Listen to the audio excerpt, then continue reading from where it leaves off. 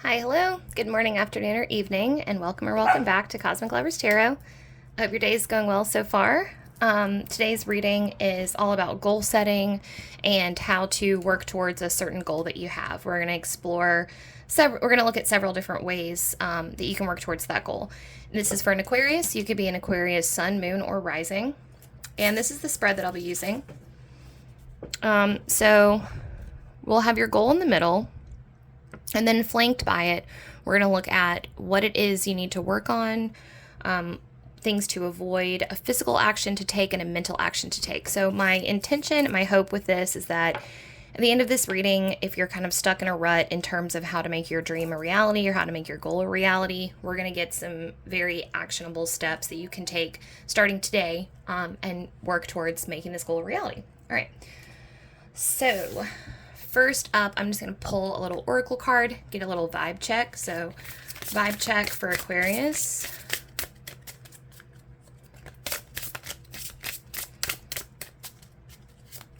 Vibe check for Aquarius.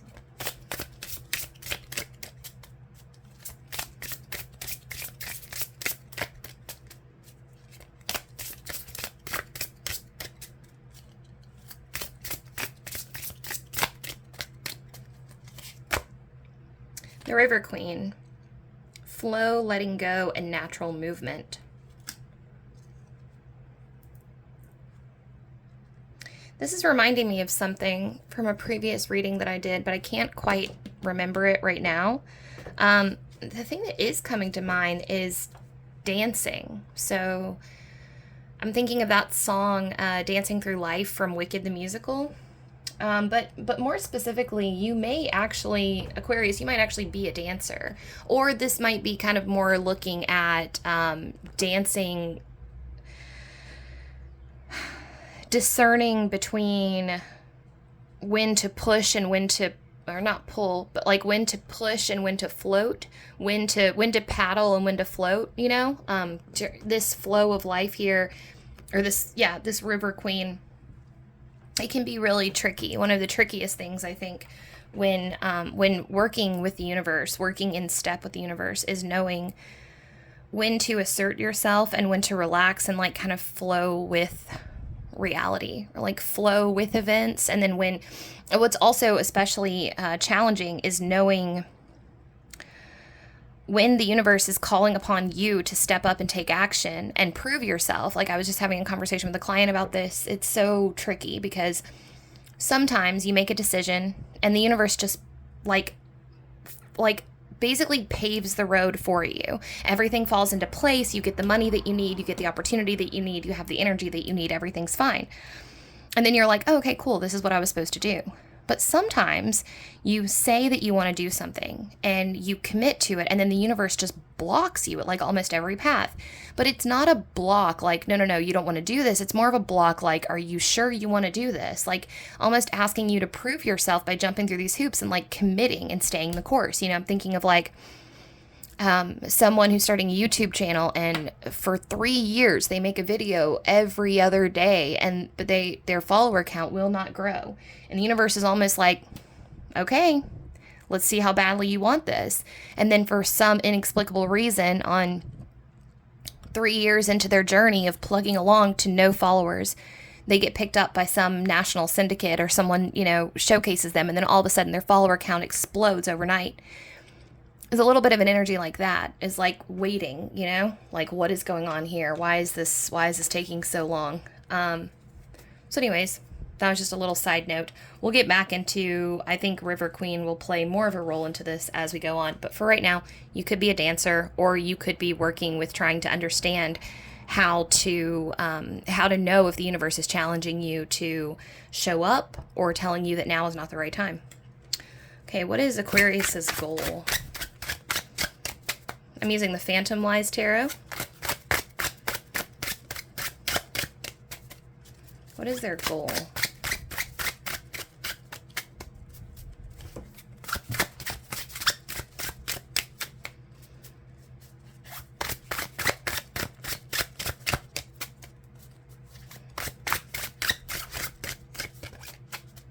Sorry for the squeaky cards. Okay. 9 of Swords in reverse. It looks like you guys are in a bit of a rut, and honestly, I think that your goal is just to feel better in this not interesting way. You know, it's funny because going into this reading, I assumed that your goal was going to be something externally manifested. But 9 of Swords is all about anxiety and sleepless nights. And for some of you, this might be a legitimate mental health issue that you're trying to find. And of course, like, it goes without saying that I'm not here to dispense mental health advice. You know, if you're struggling with something legitimate, not that all issues aren't legitimate, but you know what I mean. I was trying to zoom out and I accidentally flipped my camera.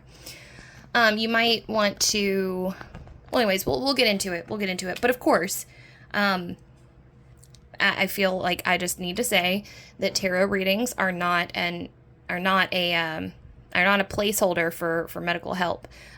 Psychologists, therapists, psychiatrists, medical doctors, they're all trained to dispense actual, you know, learned advice. I am just here to kind of cover the spiritual side of things, right? Okay, so let's look. Okay, so your goal is very simply put, just to feel better. You guys have been dealing with some anxiety. You've been, you know, staying up late, having trouble sleeping, dealing with chronic instability in terms of your emotions. Maybe your emotions all over the place. I think for some of you, you haven't been able to lock down a diagnosis, meaning like you're at this stage where you're like, there's something wrong with me, and I know that I'm not optimal. I'm not engaging with the world at the best that I could, but I'm not sure exactly what is wrong with me. And I've been there. That is a very frustrating place to be. So we're gonna look at what to work on. Okay. Oh, okay. King of Pentacles. Okay. So, all right. This is all about consistency. Okay, so this is what we're going to talk about for just a second. Consistent progress on anything will yield results. Now, I'm thinking this is about taking little tiny steps forward. So the King of Pentacles became the King of Pentacles because he knows that slow and steady wins the race. He knows that in investing, when you invest time and energy slowly, consistently, and with diligence. So the King of Pentacles got to be where he is by consistently showing up and doing the small things that are necessary to one day enact a big mountain. You know, it's like when you are working with finances, you know, there's flashy investment strategies like, oh, hey, this, you know, you can constantly play the stock market and go, oh, this is like an exciting up and coming market, or crypto is really hot right now, or I'm going to try to make a quick 20,000 or a quick 30,000 or whatever it is, quick 500. There's also, okay, I'm just going to invest in, like, I think it's the S&P 500, which is like, you know, just a few cents into each stock consistently, the top 500 performing stocks across, or companies across the across Wall Street, right? So it's like, or across the market, it's the top 500 performing companies, and you just invest a tiny little bit, not a lot. And the objective with that type of investment strategy is not to get rich fast, it's to sustain wealth over time. Now, when we're talking about mental health, it's a very, very similar idea, right? I think about the difference between a drug or thrill-seeking behavior where you want to feel good right now. I want to feel good right now. I want to feel good right now. I want to feel better right now. This is cautioning us and encouraging us to do the opposite of that. So if there's something, but not, The message here is not eliminating anything. The message here is instilling positive change and starting really, really, really small. This is about habit tracking, largely. So my advice, the advice from the King of Pentacles in terms of your mental health is, number one, believe that this will work. Know that this will work. It will. Gratitude journaling is backed by science. It has been proven over and over and over and over again to have a significant effect on mental health. So does proper sleeping habits, diet, and exercise. So there are 4 areas that you could start right now, literally right now, and just track them. So here's what I mean by that. Meditation. I want to throw meditation in there too, because if there has been one thing that has significantly altered the course of my life and made everything in my life better, it's meditation. Having a meditation practice every day. But here's the thing, it doesn't matter what you choose. So you can choose meditation, you can choose exercise, you can choose, and exercise can be walking around your block, once a day. There you go. Start very small with yourself. King of Pentacles is all about meeting yourself where you're at and starting tiny, okay? And then what I want you to do, or what I'm encouraging you to do, is choose a length of time, I'd say 30 days, and commit to only one of those things. So either, like I said, start really, really small. I have a bad habit of wanting to go big, big, big and saying, okay, I'm having a last blowout Friday, Saturday, Sunday, but Monday I'm going to hit the ground running and I'm going to fix everything overnight. I was like that through my whole 20s. Nothing fixed. I didn't start seeing progress in myself until I started with one solitary habit, just one. It was meditation. As long as it was walking my dog. I forgot. Walking dog came first. So January 2023, the only thing that I cared about was walking my dog. And for context, my depression and anxiety was bad in December, January, all of last year. I had a mental health crisis that really rocked me mentally.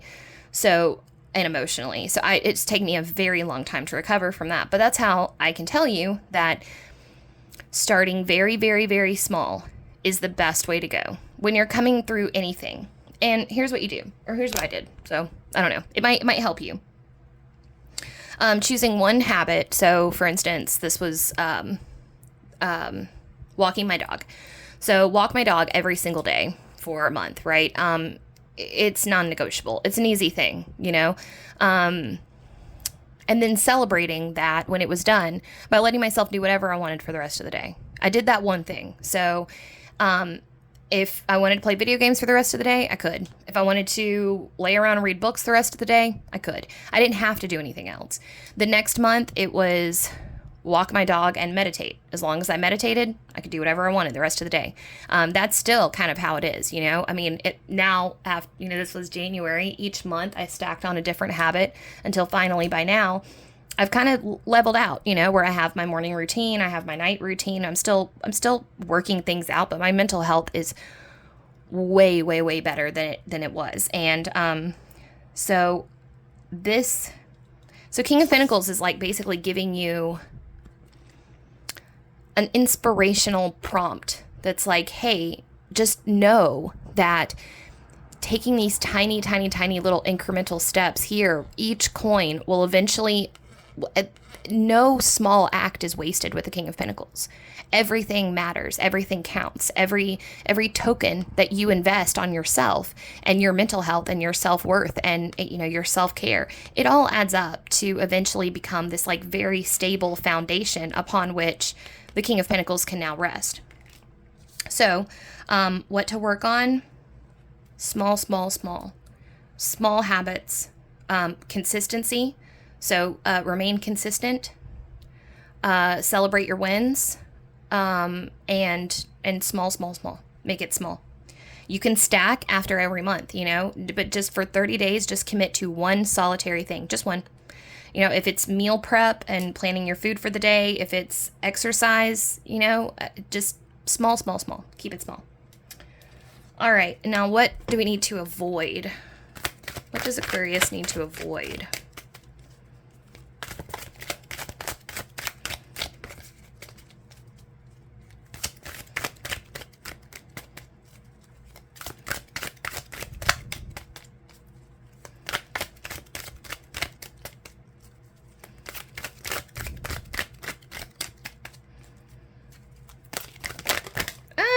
Oh my God. No way. Okay. Okay. I'm going to take Hierophant down and Nine of Swords up. So I always use 2 decks, guys, because I like to let cards come out twice. And holy shit, this is why. So, wow. All right, so we have Nine of Swords popping up again. So let me just reiterate, y'all are going through the trenches. If you have been feeling like you're upset over nothing, or you're being melodramatic, or there's no, oh my God, if you've been doing that thing that I fucking hate, that thing where you're like, I don't know what I have to complain about because there are children starving in Africa. Fuck that. Fuck that. Your life is yours, and your experiences are yours, and they've shaped who you are, and you have every right to complain about anything that's going on in your life. I don't care how minuscule it seems. Because here's the thing, and this is what this is about. Hierophant in reverse. We have been told our entire lives, this is about to get very, very, like, angry making for me, and I'm glad that you're here for this, because I know exactly what this is about. We have been told that we have certain, this is this Hierophant shit. So we have been told that there are certain emotions that are acceptable to feel and certain emotions that are not acceptable to feel. And we have gone through our lives, those of us who, especially those of us who grew up in America, and during this time, or I'm 32, so if you're around my age, definitely. Now the younger generation's got it a little bit better, but this shit is about Hierophant going, you have no right to feel like that because, like, there are people who have it a lot worse than you. And now this person is stuck in a fucking shame cycle because not only are they feeling every single one of their swords, but there's an additional sword piercing them from back here that goes, you shouldn't even be sad. Look how good your life is. It's fucking bullshit. And here's why. Every single one of us has trauma. And every single one of us grew up in a situation where we weren't, that trauma wasn't allowed to process itself in the normal way, like socially. We've been repressing our emotions since we were little kids. So it's manifest in all these weird, bizarre ways. I mean, emotional literacy wasn't even a concept until I was 6 years old, 1996. So yeah, what I'm saying here is that you need to throw the book out about what you think you have been told about what you're allowed to feel. Whatever you're feeling right now is what you're allowed to feel. This whole bullshit about you're crying over nothing, no, you're not. You're never crying over nothing. It may look like nothing, but our bodies store trauma. Our bodies store memories of things that happened to us before our cognitive mind can remember them. Our bodies are much wiser than our brains ever will be. Our brains are intelligent, but they are not wise. Our soul and our body are wise. They know what's up. Your body, if you're crying for a reason, even if your brain doesn't understand what that reason is. Tears don't just leak out of your face for no fucking reason. And so this whole idea of like, you're crying over nothing, suck it up, it's disgusting, and it has no place in this situation. Like, we're all healing from things that we probably don't even remember, right? Like, that's the other thing. There's so much that may have happened. It's just, I could go off on this tirade for forever, but what this is telling you, what you need to avoid, let go of, is any kind of shame voice that's telling you that your emotions aren't valid. Every last one of your emotions are valid, and you don't have to, you know, I quote this all the time, but it's a Joe Rogan quote, but he says the worst thing that's ever happened to you is the worst thing that's ever happened to you. It doesn't matter what other people are going through. And yes, when you talk about the concept of being grateful for what you have and flipping to gratitude, yes, it can be amazing. It can be an amazing exercise to go, when you're gratitude journaling, to go, wow, look at all that I have. I am so fortunate to have this. But it is not acceptable or helpful in any way for when you're in the throes of sadness and melancholy and depression to go, oh, but they have it so much worse than me. No, that's not the time. Do that later when you're in a happy space. Remember how grateful and how fortunate you are to have this wonderful life. And then see how you can help others who are struggling. But when you are struggling, let yourself struggle and be kind to yourself, you know? Don't listen to that, whatever that is. There might be something here too about people who have told you that you have a certain condition or that there's something going on with you. At the end of the day, you are your own compass, you and your medical professionals. If there's someone in your life, your parents, if your parents have told you that you have a certain condition because it's passed down genetically, I would caution you to not listen to them and go seek a third-party advice, because your family has an idea about, they're coming from a fear-based place. They're going, oh God, but what if you're like, you know, Uncle Johnny or whatever, like, we have to protect you. And they mean well, but they're not thinking logically, because fear and logic don't really mesh very well. Okay, so rant aside, avoid listening to other people's opinions about what you should and should not feel. Every single one of your emotions is valid. And if you're crying, it's for a reason, even if your mind doesn't know why. Your body knows why. You're getting it out. Just give your body grace. Let yourself have the time to be sad, to cry it out. What's a physical action we can take? Because yeah, that's the other thing, is that like if you shame yourself, you trap your emotions. Don't do that. Don't cut them off. Like, let them out. I mean, you know, if you start to feel sad and your body needs to get tears out, I mean, raise your hand if you weren't allowed to cry as a child, you know? I mean, where do you think those tears go? They don't just dissipate. I mean, our bodies produce tears for a reason. Just like, you know, just like anything else, we have a buildup of energy inside of our bodies, and it's released just like waste matter, just like urine, just like orgasms release pent up sexual energy. Tears release pent up sadness. That's what tears fucking do. So like, to tell somebody, you know, dry your eyes, suck it up, don't cry. Well, that is a recipe for emotional disaster later on down the road, because now you can't cry. So then you've got this repression, and trust me when I say it's going to come out in other ways.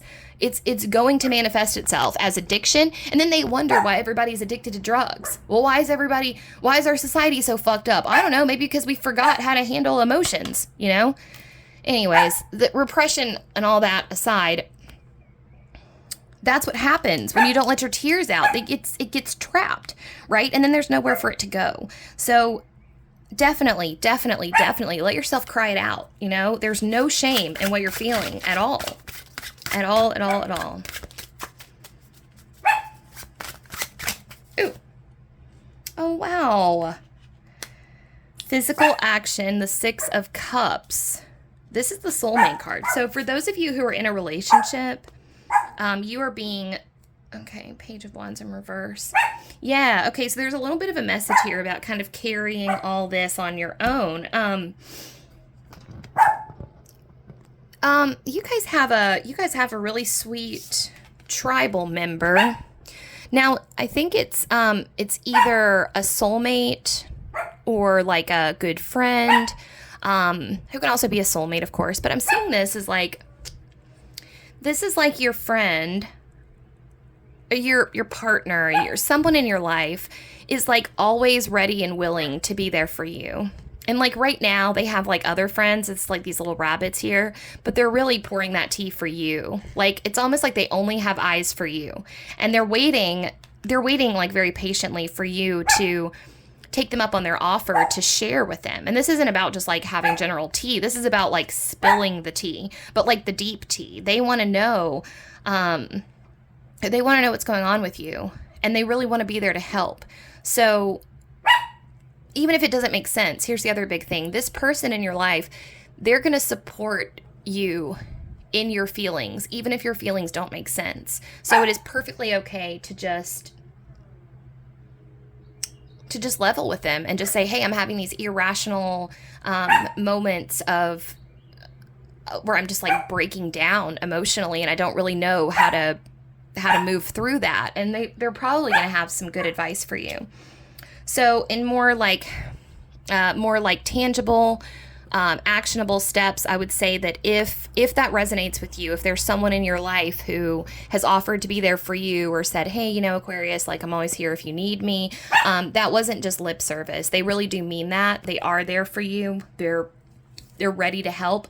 If they're waiting for you to make the first move, I would recommend reaching out to them. If that hasn't happened and you don't really know who I'm talking about, then I would be on the lookout for people inviting you to things this coming up week. If you get invited to something, definitely go.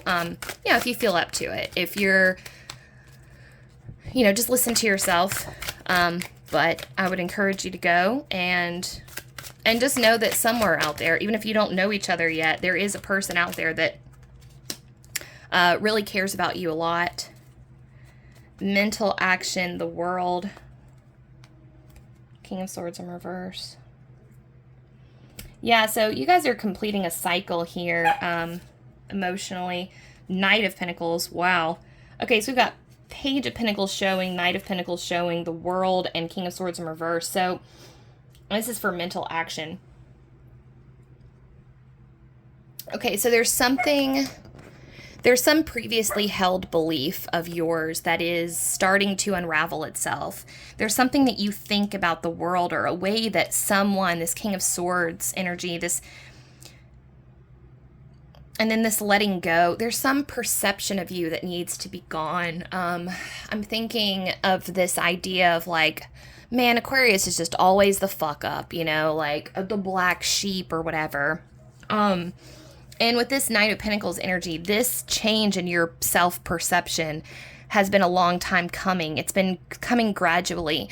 It started with like people saying things to you, like maybe you left home for a long time and then you came back home and your family was like, oh, look, they made comments about you, like, oh, Aquarius, always down for a good time, or, oh, Aquarius, the perpetual teenager, or, oh, Aquarius, they know how to have fun, but they don't know how to work. Like, they made comments about you that made you think, what the fuck? They don't know me at all. I'm not a fuck up.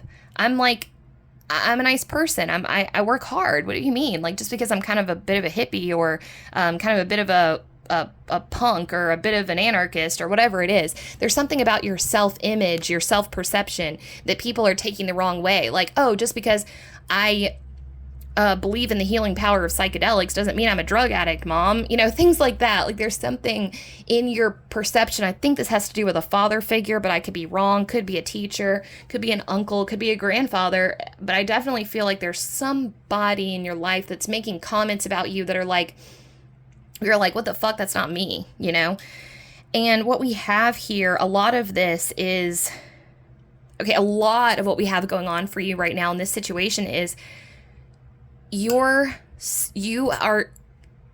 already started to unravel the mental aspects of that, meaning in your mind, you're like, I'm not a fuck up. I'm not a drug addict. I'm not deranged. I'm not psychotic. I'm not bipolar. This is them coming at you. Oh, you must be bipolar because Uncle Johnny was bipolar. And you're like, swoop, nope, I'm not. No, I'm not. No, I'm not.